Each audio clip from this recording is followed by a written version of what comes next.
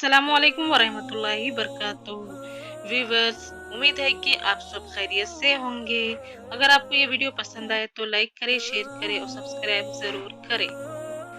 हम मुसलमानों के एक खलीफा हजरत उमर बिन अब्दुल अजीज थे। वो बहुत ही नेक और सादा मिजाज थे। एक दिन आपके पास एक मेहमान आए। आप चिराग की रोशनी में कुछ लिख रहे थे। इत्तेफाक से चिराग में तेल खत्म हो गया और चिराग गुल हो गया। मेहमान बोले, आप फिक्र ना करें, मैं अभी ठीक किए देता हूँ। खलीफा ने जवाब दिया, मेहमान से खिदमत लेना दुरुस्त नहीं।